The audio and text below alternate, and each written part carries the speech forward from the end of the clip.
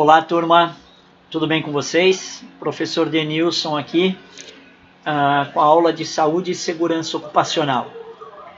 Hoje o conteúdo, vamos falar de riscos e controle.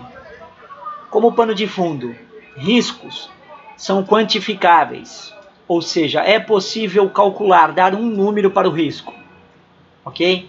Em cima do número, em cima da quantificação, a gente mitiga, reduz a chance de impacto. Controle é essencial dentro de uma organização, principalmente saúde e segurança ocupacional. Com este pano de fundo, começamos aí a nossa aula de hoje. Tá lá, risco é a parte do nosso dia a dia. Acordou, já está em risco, dormindo já tem risco, ok? Todas as vezes que tomou uma decisão, muda o risco. Pode aumentar, diminuir ou até mesmo continuar o mesmo risco anterior. Todavia, com um pouco mais de evolução, de conhecimento, ok? Risco de acidente de trabalho, risco de doenças ocupacionais. Eles vão andar sempre juntos, esses dois, ok?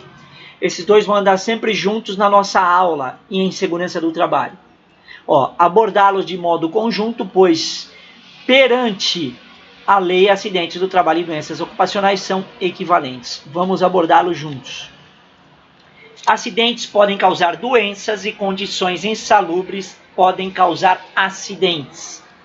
Volto a pegar aqui aquela informação de acidente. Acidente é o que causa algum dano no ser humano. Incidente é aquele problema do dia a dia que não causa nenhum tipo de hematoma, dano nenhum no ser humano. Ok? Seguindo, riscos em segurança do trabalho. Vamos pensar em acidentes, risco em higiene ocupacional, vamos pensar nas doenças que podem ocorrer, ok? Vamos lá. O planejamento de risco ele só está completo quando você consegue abordar todos os nuances dentro da organização. Rotina. Qual que é a rotina do trabalhador? Exemplo de rotina. Vamos supor que dentro da sala de aula estamos fabricando carteiras. Então, nós já temos a nossa rotina diária. Então, o planejamento de risco precisa observar essa rotina. Precisa observar anormalidades.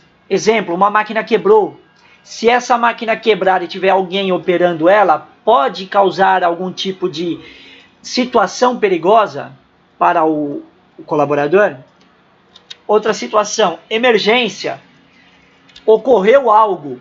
Vamos fazer a ação corretiva, ok? Manutenção. Então, geralmente, as pessoas que fazem a manutenção dentro de um processo produtivo não são as mesmas que operam as máquinas.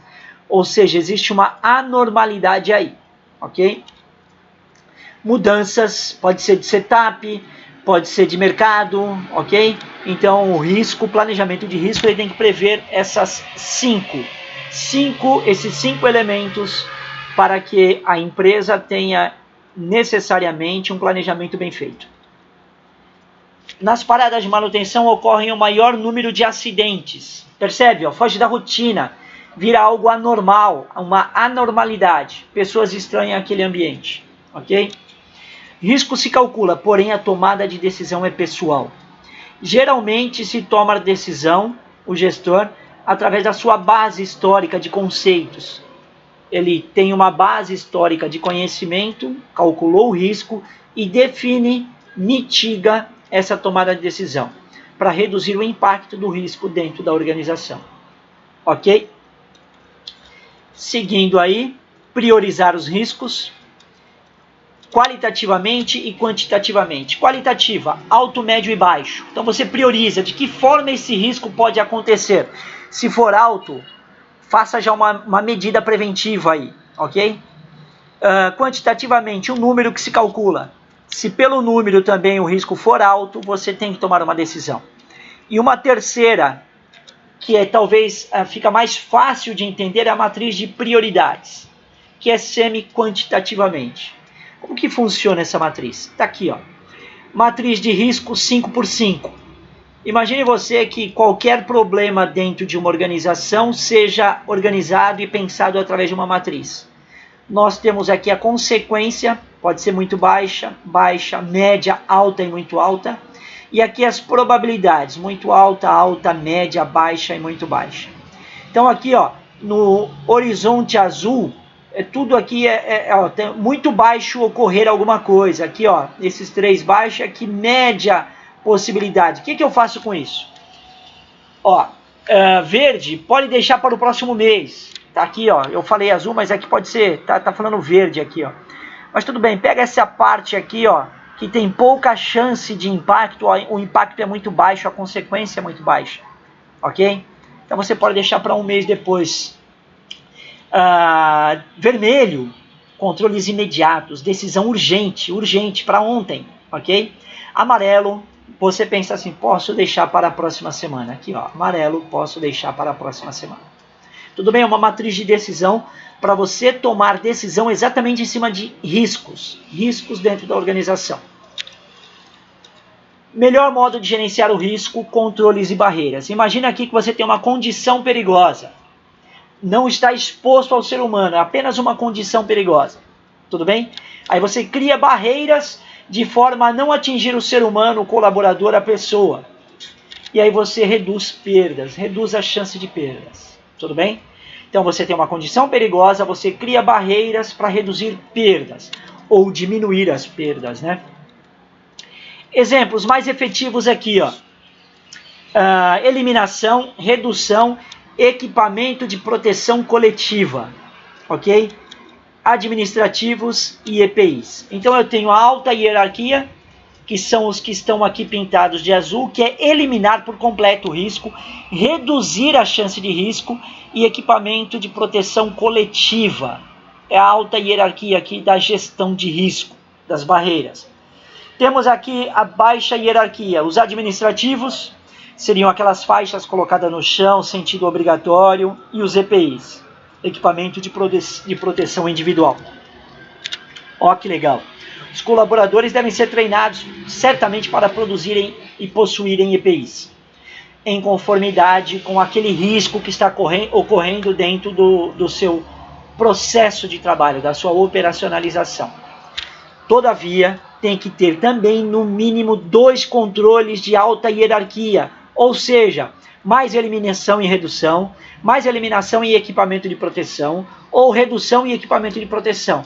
No mínimo mais 2, ok? 1 administrativo de baixa hierarquia e 2 de alta hierarquia. Aí sim podemos dizer que a empresa está com o seu gerenciamento de risco correto, criando barreiras aos riscos iminentes.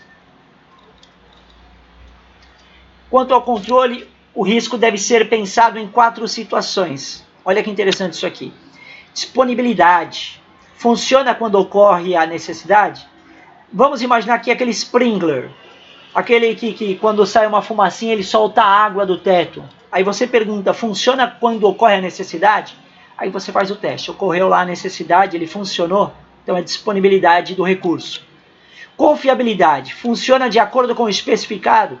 Ou seja, ele tinha que lançar 5 litros por segundo. Ele está realmente lançando 5 litros de água por segundo? Isso é a confiabilidade. Terceiro, sustentabilidade. Funciona durante o tempo todo de resposta? Em outras palavras, ele está definido para funcionar durante 10 minutos. Ele tem exatamente que funcionar 10 minutos. Ok? E por fim, manutenção preventiva e preditiva. Os testes são feitos adequadamente nos momentos corretos. Falou em manutenção? Pense sempre preventiva, jamais corretiva, ok? Corretiva, além de agregar custo, pode colocar em risco a vida humana, ok? Doença do trabalho, doença profissional, vamos dirimir essas duas aqui, diferenciar. Doença do trabalho é aquela diretamente ligada à rotina do colaborador, do trabalhador. Um exemplo aí é você estar sentado lá digitando na sua mesa, só que existe uma máquina muito barulhenta do seu lado.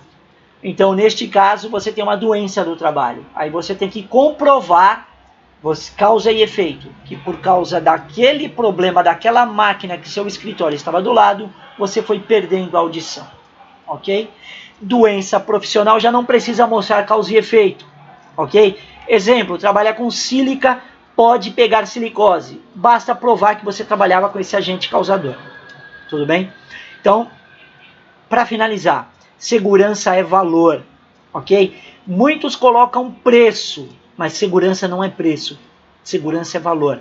Um exemplo, você quer comprar um carro, o vendedor vai colocar um preço no carro.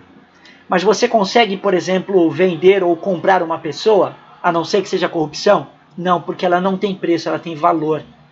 E valor é percepção, ok? Planeje e cumpra o planejado, evitando doenças e acidentes de trabalho. Então, volto a frisar, segurança é valor, ok? Muito obrigado, turma. Vou deixar umas questões para vocês no Siga.